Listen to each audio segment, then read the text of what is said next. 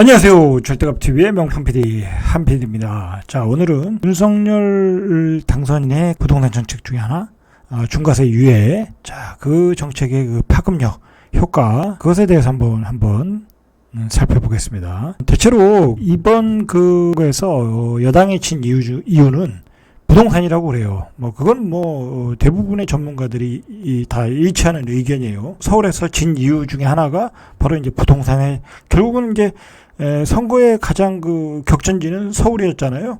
지금까지 매번 여당이, 예전에 여당이, 민주당이 유리하게 선거를 치렀는데, 이번 유일하게 패전을 했어요. 그 전에 이제 서울시장 보궐선거에서도 패전을 했고, 자, 그때도 서울시장 보궐선거에서 진 이유도 바로 부동산이었어요. 성난 부동산의 민심이 서울시장을 바꿔버린 거예요. 자, 그런데 어떻게 보면 더불어민주당이 그때 그것을 명확하게 파악을 했으면 선거 전에 어떤 그 규제 완화 정책, 세금의 완화, 그런 정책들을 펴가지고 서울의 민심을 달래야 되는데, 결국은 그 강경 기조를 그대로 유지했잖아요. 더불어민주당의 어떤 정치 철학과 관련된 거기 때문에 그 당시로서는 그것을 후퇴한다는 게 쉽지는 않았어요, 분명히. 자, 그러나 그것을 후퇴하지 않으면 선거에 진다라는 것을 명확히 안 사람도 없었던 것 같아요. 치르면 이길 수 있다. 너무 안이하게 생각을 했다. 자, 그러니까 예전에 그 민주당의 원로도 나와가지고 방송에 나와서도 하는 게 무슨 얘기하냐면, 그 유인태 의원도 이런 얘기 하잖아요. 더불어민주당의 강경파들, 부동산 정책에 대한 강경파들 때문에 선거에 패인했다. 자, 그래서 오직하면 또 그 사람들을 탈당시켜야 된다고 얘기하잖아요. 그 김수현, 그 다음에 김현미, 그 다음에 조국, 그런 사람들 있잖아요. 그런 분들 다 탈당시켜야 된다. 그런 얘기가 나올 정도로 이 부동산 때문에 결정적으로 선거에 졌다. 자, 그 선거에 그러면 이 부동산이 지난 정권에서 폭등했던 이유는 뭐냐면 그 시장의 유통 물량이 없었기 때문이에요. 당장 미래 공급 물량은 아직도 5년, 10년 남아있고 언제 나올지 모르고 당장 전세 가격이 급등을 하니까, 자, 현재의 시장에서 유통되는 물량도 없는 상태에다가 거기다 또 임대차 보호산법을 시작하다 보니까 전세값이 급등하고 그런 악수를 두었다는 거, 악수를. 정말 이해가 안 돼. 거기다 또 세금 폭탄을 때려. 아니, 세상에 세금 폭탄을 때리는 어떤 그 정권이 어떻게 그게 유지가 되겠어요? 정권이 유지가 안 되는 거예요. 그거는 절대 안 되는 거. 그건 기본인데, 물론 이 사람들은 2%만 종부세 때린다라고 얘기하고 막 변명을 많이 늘어났잖아요. 근데 그게 현실적으로 안 그렇잖아요. 공시지가 올리면 서울에 있는 모든 집, 전국의 모든 집들이 재산세가 올라갈 수밖에 없고, 재산세가 올라가면 내가 당연히 세금을 내야 되니까 그걸 월세로 전세를 월세로 받아서 임차인한테 세금의 전가가 이루어지고, 그런 상식적인 것을 어떤 너무나 자신들이 가지고 있는 정치 프레임을 가지고 그 철학을 지키려다 보니까 그걸 무시했다, 간과했다. 결과는 선거 패배로 일어났다는 거예요. 자, 그래서 어떻게 보면 국민의힘 쪽에서는 그걸 집중 공략한 거죠. 그래서 많은 규제를 풀어야 된다. 통제 경제를 시장 경제로 바꿔야 된다. 전환해야 된다. 자, 그 몇 가지 중에 하나가 세금의 완화, 그 다음에 중과세 유예, 그거 아니겠습니까? 자, 일단은 중과세 그 유예가 어떤 의미가 있냐면 그 뒤에서 차차 보기로 하죠. 자, 그래서 윤석열 당선인이 중과세를 2년간 유예하겠다는 공약을 발표했고, 이미 법안도 선거 전에 발의를 했어요. 자, 그래서 일정이 어떻게 되냐면 일단은 빠르면 3월 임시국회에서 처리도 가능하다. 더불어민주당의 협조가 있어야 되죠. 개정 사안이니까 어떤 시행 시점과 관련해서는 변수가 있을 수 있다.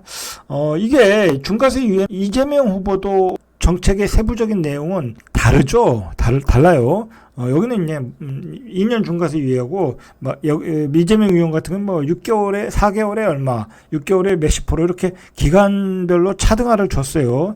자, 이제 그런 식으로 달랐기 때문에 법안의 구체적인 내용에 대해서는 여야가 합의를 해야 돼요. 그러니까 합의를 해야 되는데, 일단은 우리가 지방선거가 6월에 잡혀 있잖아요. 지금 부동산 민심 때문에 여당이 졌는데 이걸 6월 이후까지 미루기는 어려울 것이다 라고 볼 수 있죠. 만약에 이걸 또 더불어민주당에서 중과세 유예에 대해서 협치가 안 이루어진다고 하면 이 지방선거도 더불어민주당 입장에서는 부담스러운 상황에서 치를 수 있다는 거예요. 그렇기 때문에 6월 이전에는 어떤 방법이라도 처리가 될 가능성이 높다라는 거예요. 여러 가지 그 지방선거 종부세 기준을 볼 때 6월 이전에는 법안 처리가 가능할 것이다. 중과세 이후에는. 자, 일단 그렇게 보셔야 될 것 같아요. 자, 이미 당선되고 나서 사실 윤석열 후보가 당선되냐 안 되냐를 떠나서 이 정책은 반드시 해야 된다고 생각했기 때문에 이미 발의를 했어요. 국민의힘 대선 직전인 지난 7일에 이런 내용을 담은 소득세법 개정안 이종배위원회에서 대표 발의를 했고, 그 다음에 어떤 문재인 정부 이전에 1세대 3주택 이상 소유자에 한해서만 중과세율 10%를 부과하는 소득세법 개정안도 추경호 의원이 대표 발의를 했어요. 자, 이 내용을 보면 추경호 의원의 경우에 발의 내용을 보면 3주택자에게만 양도소득세 중과세율을 10% 부과하고 3주택자에게도 2년간 한시적으로 양도소득세를 면제하는 소득세법 조세특례 제한법 개정안을 18일에 대표 발의했다. 자, 이 법안이 통과되면 향후 2년간 양도세 중과세는 폐지되고 2년 후에도 3주택 이상 소유자 한해서만 10%가 부과된다는 거예요. 자, 이런 법안을 발의했어요. 자, 이게 이제 국회에서 통과가 되려면 앞에서도 얘기했듯이 여야가 합의가 이루어져야 되고, 국회에서 통과가 돼요. 근데 현재 그 더불어민주당이 과반석을 차지했기 때문에 어떤 내용의 수정은 불가피할 가능성이 높아요. 자, 만약에 이게 여야가 합의가 안 되면 어떤 그 6개월간 한시유예를 했던 것처럼, 과거 6개월간 한시유예를 했던 것처럼 우선 시행령 개정으로 시행할 가능성도 있다. 그러니까 중과세 유예는 6월 이전에 시행할 가능성이 분명히 높은 건 사실이에요. 통과가 안 돼도 시행령 개정으로도 가능하다. 사실 이 중과세 유예가 안 돼가지고 시장에 엄청난 부작용이 많이 일어났거든요. 일단 시장에 매물이 없어요.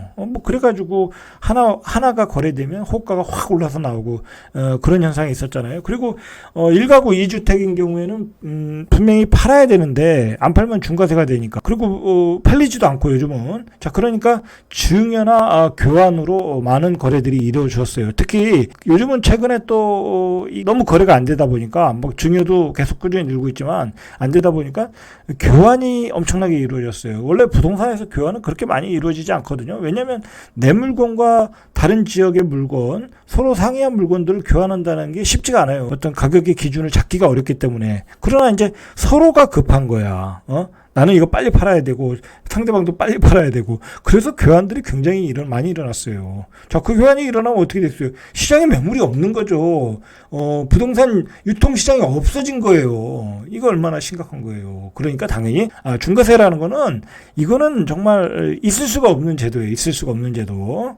자, 매물이 안 나오면 사실 집값이 하락하는데 한계가 있다라는 거예요. 그래서 최근에 그 집값이 많이 오르는데도 불구하고 많은 부동산 전문가들이 계속 연말에 집값이 또 오를 수 있다라고 그렇게 장담하는 이유가 바로 이 중과세 유예 때문에 그런 거예요. 이게 계속 되면 매물이 안 나온다. 매물이 안 나오면, 그리고 이거는 집은 필수품이잖아요. 사야 되는 필수품. 집이 없으면 사람이 잘 수가 없잖아요. 살 수가 없잖아요. 그러니까 비싸도 살 수밖에 없다라는 거야. 근데 시장에 매물이 없네? 그리고 앞으로 나올 매물은 3년, 5년, 10년 뒤에 있네? 그러니까 집값이 폭등한다. 그렇게 생각한 거예요. 그러니까 중과세 유예가 돼야지 집값이 안정될 수 있다라는 거예요. 자, 꾸준한 거래 없이 시세보다 낮은 일부 매물만 가지고 집값을 낮추는 데는 한계가 있다라는 게 전문가들의 지적인 거죠. 자, 이런 시장의 부작용이 얼마나 많이 일어나냐면 증여의 증가세를 보면 돼요. 증여 증가세. 작년 9월이죠. 1004건.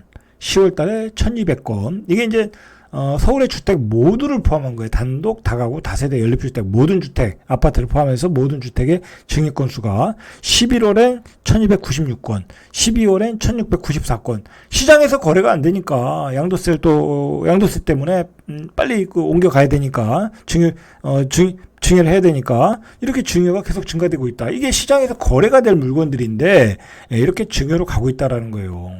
자, 이게 크게 문제가 되는 게 뭐냐면, 최근에 집값이 하락인데도 불구하고 강남에서는 경우에 따라 재건축 지역에서는 신고가가 나오고 있지 않습니까? 그 증여의 비중이 가장 큰 게 강남구라는 거예요. 20.4%. 이게 문제라는 거예요. 그러니까 강남의 매물이 마르니까 계속 올라가더라는 거예요.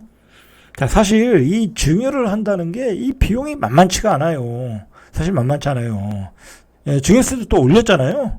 자, 만만치 않은데도 불구하고 중과세보다는 낫다. 그렇게 판단하고 증여로 피해 가는 거예요. 자, 일단 중과세 유예라면 매물들은 분명히 출회가 될 거라고 그래요. 자, 뭐 일부 전문가들은 뭐 매물이 출회가 안 될 것이다. 많이 안 나올 것이다 라고 하는데 그렇지 않아요. 그렇지 않다. 자, 왜 그러냐면 일단 지역별로 다르고 그 다음에 지금의 아파트 가격이 만약에 뭐 한참 올라오는 가격의 어떤 중간 지점이다. 예를 들어 사이클상의 어떤 상승 하락 사이클상의 어떤 뭐 50% 지점이다라고 하면 매물이 안 나올 수 있어요. 앞으로 더 오를 수 있으니까. 자, 그렇지만 지금은 거의 이 정점, 꼭지에 가까운 지점이기 때문에 어떤 이번 상승 사이클의 꼭지점에 가까운 지점이기 때문에 매물이 나올 수밖에 없어요. 그리고 사람이라는 게 내가 집을 샀는데 지금 뭐 거의 2.5배, 3배 올랐잖아요. 그러면 사람이 어떻게 했어요?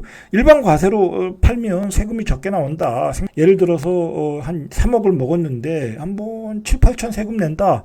그러면 판다는 거예요. 차익 실현. 자, 그리고 다른 것도 사고 싶고, 교체 매매도 있고, 매물이 안 나온다. 그건 뭐, 그 사람의 그 상상에 불과한 얘기예요. 그건 말도 안 되는 소리고, 매물이 나온다. 안 나올 수가 없다. 강남도 나온다라고 봐요. 그리고 사람이라는 게 사정에 따라 다 다르잖아요. 나는 뭐 내가 집을 팔아서 뭐 외국을 가야 될 사람도 있고 이민 갈 사람도 있고 사업을 해야 되는 사람도 있고 내가 꼭 아파서 팔아야 되는 사람도 있고 내가 팔아서 자식에게 줘야 될 것도 있고 필요한 자금들이 있는데 뭐 매물은 나오게 돼 있는 거예요. 자, 그러나 이제 뭐 강남보다는 뭐 강북권, 그다음에 경기, 인천, 수도권 외곽 뭐 그런 데서 매물은 많이 나올 것이다. 이런 지역은 반드시 많이 나와요. 강남은 좀 덜 나오고 예를 들어 강북권, 경기, 인천. 자, 그리고 지방광역시, 지방도시 이런 데서 매물이 많이 나올 수가 있죠. 특히 이제 지방광역시, 뭐 지방도시는 많은 투자자들이 들어갔잖아요. 이제 그 사람들 매물이 다 나올 수밖에 없죠. 그동안에 이익 실현. 왜냐하면 현재 가지고 있으면 세금이 너무 많이 나오니까 매물이 나올 수 있다라고 보셔야 돼요. 결국은 이게 뭐랄까요, 그 시장의 유통 물량을 현재의 유통 물량을 증가시켜서 가격 안정에는 분명히 기여를 할 것이라는 거예요. 분명히 기여할 것이다. 자, 물론 이제 이게 정부에서 어떻게 운영하냐에 따른데 예를 들어서 동시에 세금도 이제 완화해주고 예를 들어서 그다음에 중과세도 유예해주고 이제 이렇게 되면 또 안 되는 거야. 그러니까 세금은 천천히 완화해주고 예를 들어 급격하게 지금 완화해주고 뭐 중과세 유예하면 뭐 굳이 팔 필요가 없잖아요.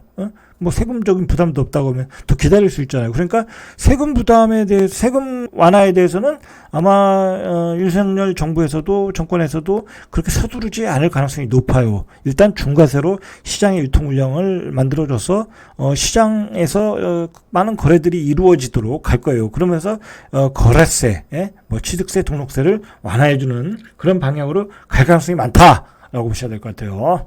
문재인 정부에서 부동산이 폭등했던 건 뭐냐면 한마디로 거래가 안 돼서 그래요. 물량이 없어서. 예를 들어서 만약에 이제 집을 사고 싶은 사람들이 많이 있잖아요. 그죠? 대기 매수가 있는데 시장에서 사고 팔면 재화가 분배가 돼야 되거든요. 다른 사람, 뭐, A라는 사람이 얼마 먹고, B라는 사람이 뭐, 그 다음에 먹고, C라는 사람이 뭐, 그 다음에 차익을 먹고, 그렇게 하면서 올라가는 그 상승분을 서로 분배를 해야 되는 게 시장의 기능이거든요.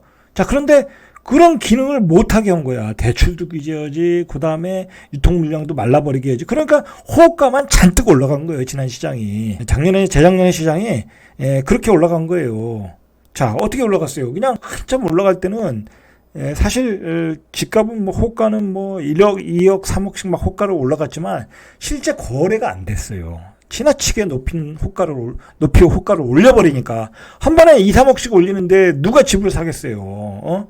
한 번에 2, 3억씩 올리는 이유가 뭐냐고. 시장의 유통 물량이 없어서 그런 거예요. 그러나 이런 시장이 활성화가 되면 바로 거래를 통한 재화의 분배가 이루어져서 이게 뭐랄까요, 살 사람도 사고 뭐 그런 기회가 균등해질 가능성이 높다라는 거예요. 그리고 어쨌든 윤석열 정권의 어떤 부동산 정책 기조가 민간 주대 공급이고 중과세 유예를 통한 거래 유통 물량의 증가이고 그리고 규제 완화를 통한 어떤 그 거래 활성화거든요. 그러니까 이게 중장기적으로 공급 물량을 증가하는 효과가 있기 때문에 분명히 공급 물량 이게 어떻게 보면 미래의 공급 물량, 미래의 그 아파트를 지어서 공급하는 물량보다 가격 안정화에는 더 많은 기여를 할 것이고 집값은 안정화될 가능성. 요즘 뭐 부동산 그 투자하시는 분들이 이 윤석열 정부가 들었으면서 그동안 시장이 너무 억제돼 가지고 다시 한번 집값이 상승할 것이다. 막 그래서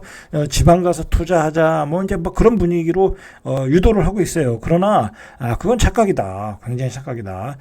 예로부터 그 좌파 정부가 들었을 때는 집값이 올랐어요. 뭐 시장 경제로 안 가고 그냥 시장을 통제하고 규제하다 보니까 그 부작용에 의해서 올랐는데 이런 그 보수 정권, 이 보수 정권이 들었으면 시장 경제로 가고 계속 유통 물량을 유통되게 하고 공급 물량을 계속 공급하고 그것도 민간 주도로 공급을 하고 시장의 공급이 풍부하면 집값이 올라갈 수가 없잖아요. 자, 그거를 그렇게 유도했기 때문에 보수 정권 하에서는 집값이 안정된 거예요. 자, 그걸 꼭 기억하셔야 돼요. 지금 뭐 예를 들어서 지방에 가서 투자하자 막 그러신 분들이 있는데 당장 중과세에 의하면 지방에 풀리는 게 다 매물이잖아요. 구축 매물이 쏟아져 나온다. 지금 지방에 가서 물건을 살 때가 아니라 오히려 지금 매물을 팔아야 될 때다. 제가 보기에는. 네?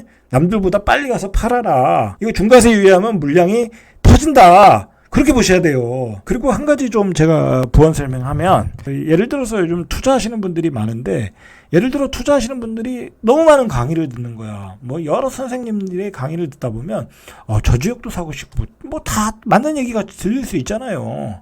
다 전문가들이고. 자, 그런데 그러면 이 지역 가서도 한 채 사고 싶고 저 지역 가서도 한 채 사고 싶고 막 그렇단 말이에요. 갭 투자하는 데는 돈이 얼마 안 되니까 뭐 2, 3천짜리도 있으니까 그러면 그렇게 해서 사고 싶은 거야. 자, 그러다가 흑자부도 난다. 지금 그럴 때가 아니다. 지금 중과세에 의하면 지방의 공급 물량이 대량으로 풀린다. 지금 반대로 알고 계신 분들이 많더라는 거예요. 제가 이 부분에 대해서는 나중에 따로 설명하겠습니다. 아주 걱정이 되더라고요. 자, 대선 이후의 시장 많은 분들이 궁금해해요. 자, 일단은 재건축 규제 완화가 대선 공약이었잖아요. 그래서 여기 시장에 또 매물들을 걷어들이고 있다. 물론 뭐 추격 매수하고 그런 건 없어요. 뭐 그래서 호가가 올라가고 있다라는 얘기가 나오고 있어요. 자, 이거는 아직 기대감이다. 그리고 집값이 많이 올라왔잖아요. 그리고 뭐 윤석열 당선인이 뭐 바보도 아닌데 뭐 바로 대통령 되자마자 뭐 막 규제를 풀어주겠습니까? 그렇지 않다. 그리고 여야의 협의가 있어야 되는 거예요. 여야 협의가 있어야 된다. 실제로 그렇지 않으니까 너무 쉽게 매수하거나 그럴 필요 없다. 기다려라. 자, 그리고 중과세 유예, 종부세 완화 뭐 이런 걸 통해서 분명히 시장 경제로 가고 있고 현재 그 유통시장의 공급 물량은 늘어날 가능성이 높다. 그리고 이렇게 시장에 다시 어떤 요동칠 가능성도 있기 때문에 분명히 이제 시장을 진정시키기 위한 어떤 그런 정책들이 먼저 나오고 그렇게 가겠죠. 원래 그 보수 정권들이 그런 건 잘해요. 그런 건 잘한다. 그러니까 세금과 규제 완화, 적절한 밸런스로 어떤 시장의 급격한 움직임을 막아나가는 뭐 그런 그 방향으로 이 보수 정권이 끌고 갈 가능성이 높다. 자, 그렇게 보시고 중과세 유예는 결론적으로 시장의 공급 물량을 늘어놓는 효과가 있을 것이다. 자, 그게 경기도 외곽, 수도권 외곽, 그다음에 지방 도시 중심으로 많이 나올 것이다. 근데 투자자들은 지금 반대로 가고 있다. 오히려 지방 가서 오히려 사야 된다라고 하는데 그게 아니다. 물량은 분명히 늘어날 것이다라는 거예요. 차익 매물이 많이 나온다. 지금은 지방에 가서 뭐 이렇게 투자하고 그럴 때가 아니라 지방의 매물이 쏟아질 타임이다 라고 보셔야 될 것 같아요. 이상 절대값TV의 명품 PD 한PD였습니다.